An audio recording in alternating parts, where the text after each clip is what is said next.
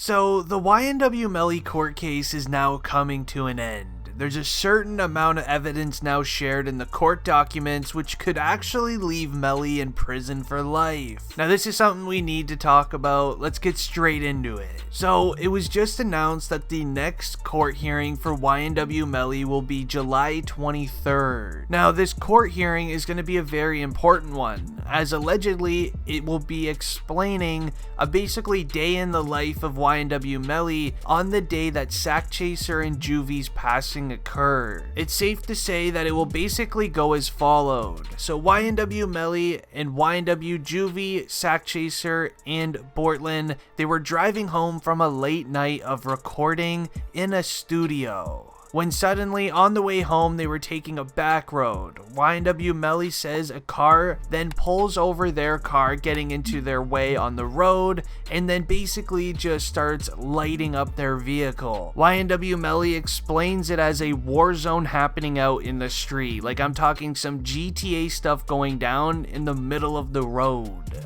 YNW Melly and everybody in the car, they had no choice but to just duck for cover in their vehicle, hide behind anything they could. Their vehicle was hit very, very hard. All sides of the car got lit up. Sadly, Juvy and Sakchaser did not make it through. Meanwhile, Melly and Bortlen ended up getting out of the situation without a scratch on them. Now once it was all over, the car ended up driving off, leaving YNW Melly and YNW Bortlen in pretty much just shock, sitting in their vehicle, wondering what just happened, meanwhile also trying to save their best friends Juvy and Sakchaser. Instead of calling for an ambulance, YNW Melly insisted on driving Juvy and Sakchaser himself to the hospital rather than calling for an ambulance for immediate help. Now, law enforcement couldn't believe what YNW Melly was explaining happened on that night, so there's been a huge investigation going on for the last couple of years, and here is all of the evidence that has been found. Law enforcement's been working so much to pretty much break down what happened on that night, and it seems as if the question has now been solved. So here's how it starts. The first document states this, and I quote, "Then also, we have a video of Mr. Demons admitting to doing an act towards two individuals in the head." Now this was a court document in the first of many. I had to change a few words in that statement, but you probably understand what I'm trying to say. They have actual evidence of YNW Melly admitting to doing the act towards two individuals in the head. This is something very serious. Now in this next court document, it states, "This video was on Mr. Demon's cell phone, which was brought to my office by Jameson Francis," and that's how we had that. And that was all of the evidence that Your Honor had. Now, this is where it gets very interesting. Mr. Demons in these court documents is actually YNW Melly. Funny enough, Demons is his last name. Meanwhile, Jameson Francis in this document is actually YNW Melly's music manager, otherwise known as 100K Management. He manages lots of big music artists like King Von, YNW Melly, as well as a lot of other top artists in the game. So it turns out, reading from all of the documents, this Jameson Francis man has actually been the one holding onto YNW Melly's cell phone while YNW Melly has been in jail.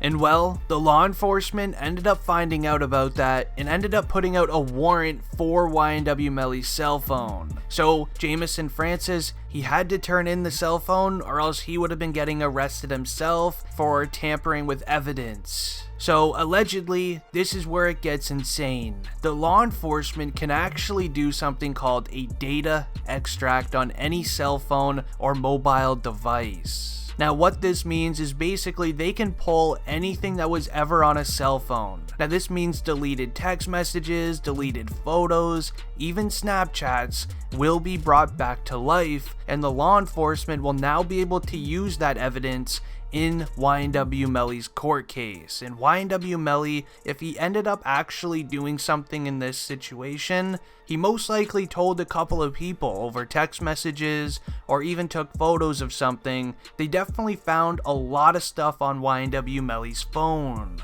And the perfect example of that is the video of YNW Melly literally admitting to doing the act towards his two friends. So let's jump into the next document. It basically states this, and I quote, "These particular cell phones, which were both iPhone 10s, were on a T-Mobile network.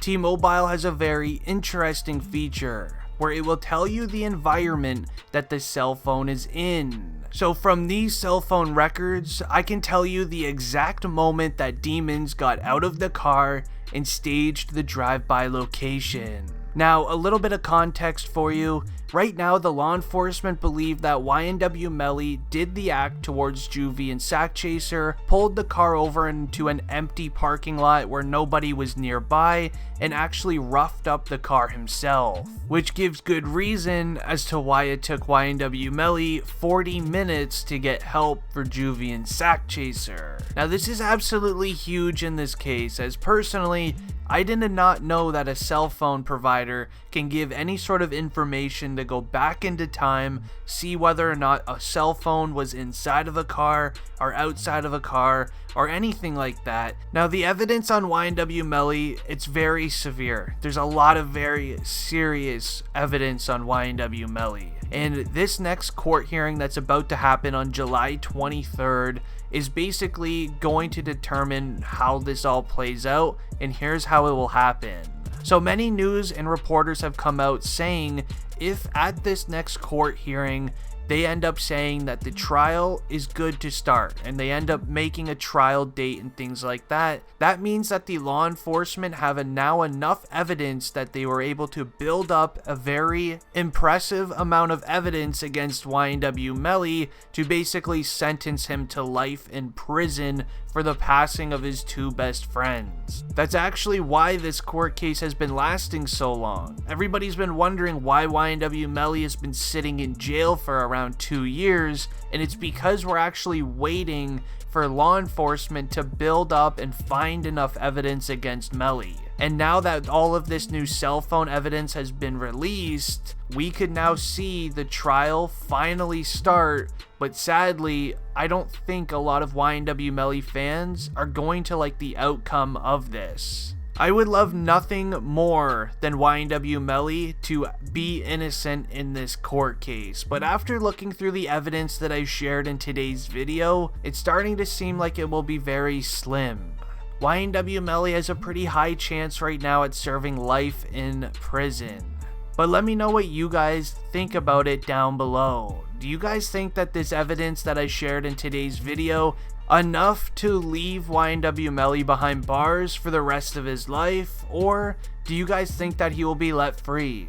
Anyways, let me know down below in the comments what you think. It's been District Trending. If you're new, leave a like on the video, and don't forget to subscribe if you're new. Anyways, I'm out. Peace.